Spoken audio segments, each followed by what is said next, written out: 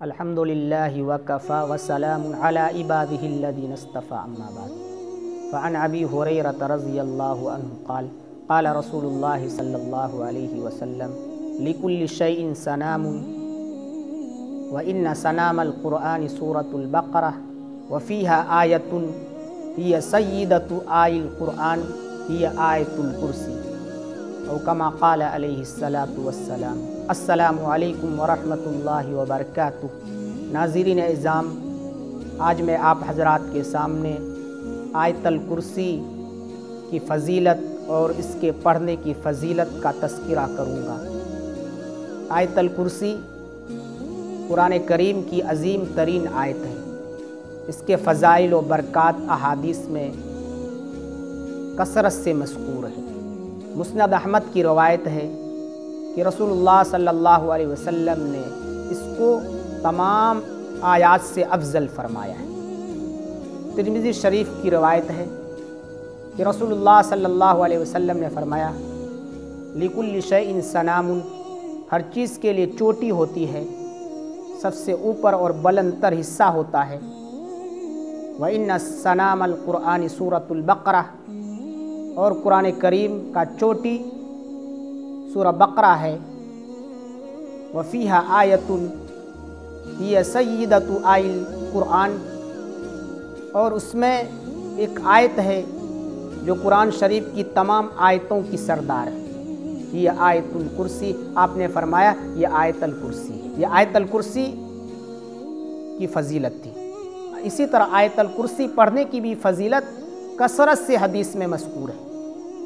آپ صلی اللہ علیہ وسلم فرماتے ہیں، حضرت ابو ہریرہ رضی اللہ عنہ سے روایت ہے، مستدرک حاکم کی روایت، کہ رسول اللہ صلی اللہ علیہ وسلم نے فرمایا سورۃ البقرۃ فیہا آیۃ، سورہ بقرہ میں ایک آیت ہے، سیدۃ آئی القرآن، جو قرآن شریف کی تمام آیتوں کی سردار ہے۔ لا تقرأ فی بیت وفیہ شیطان الا خرج منہ، آیت الکرسی۔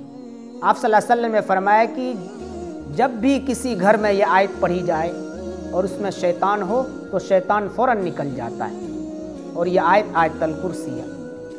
اسی طرح نسائی شریف کی ایک روایت میں ہے کہ رسول اللہ صلی اللہ علیہ وسلم نے فرمایا کہ جو شخص ہر فرض نماز کے بعد آیت الکرسی پڑھا کرے تو اس کو جنت میں داخل ہونے کے لیے بجز موت کے کچھ معنی نہیں، یعنی موت کے فوراً بعد جنت کے آثار اور آرام و راحت کا مشاہدہ کرنے لگے گا۔ بخاری شریف کی ایک لمبی روایت ہے جس کا خلاصہ یہ ہے کہ آپ صلی اللہ علیہ وسلم نے حضرت ابو ہریرہ رضی اللہ عنہ کو صدقہ فطر کے غلے کی نگرانی پر مأمور کیا تھا، اور رات میں ایک شخص آیا، دونوں ہاتھ سے غلہ اٹھانے لگا۔ حضرت ابو ہریرہ رضی اللہ عنہ اسے پکڑنا چاہا، انہوں نے اپنی مجبوری ظاہر کی، میں محتاج ہوں، میرے اوپر میرے اہل و عیال کا ذمہ داری ہے۔ رحم کھا کر حضرت ابو ہریرہ رضی اللہ عنہ نے چھوڑ دیا۔ آپ صلی اللہ علیہ وسلم نے فرمایا حضرت ابو ہریرہ سے، تمہارے قیدی کا کیا ہوا؟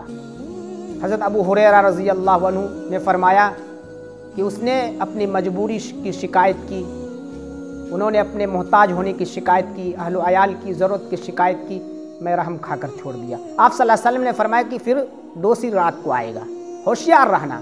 پھر دوبارہ وہی شخص آیا، حضرت ابو ہریرہ رضی اللہ عنہ پکڑ کر حضور کی خدمت میں لانا چاہا، پھر وہی شکایت کی، رحم کھا کر چھوڑ دیا۔ پھر تیسری رات میں آیا، حضرت ابو ہریرہ رضی اللہ عنہ نے کہا کہ اب میں حضور کے پاس ضرور لے جاؤں گا۔ اس شخص نے کہا کہ مجھے چھوڑ دو، میں تمہیں ایسے کلمات سکھاؤں گا، ایسے کلمات بتلاؤں گا جس کے ذریعے سے اللہ تمہیں نفع پہنچائے گا۔ حضرت ابو ہریرہ رضی اللہ عنہ نے فرمایا وہ کلمات کیا ہے؟ اس شخص نے کہا کہ جب تم رات میں بستر پر لیٹنے لگو تو آیت الکرسی پڑھ لو، اللہ کی طرف سے پوری رات تمہارے لیے ایک محافظ مقرر ہوگا، اور صبح تک شیطان تمہارے قریب نہیں آئے گا۔ جب آپ صلی اللہ علیہ وسلم کی خدمت میں حضرت ابو ہریرہ رضی اللہ عنہ نے عرض کیا، آپ صلی اللہ علیہ وسلم نے فرمایا کہ وہ جھوٹا تھا مگر سچ کہہ کر گیا، اس نے سچ کہا۔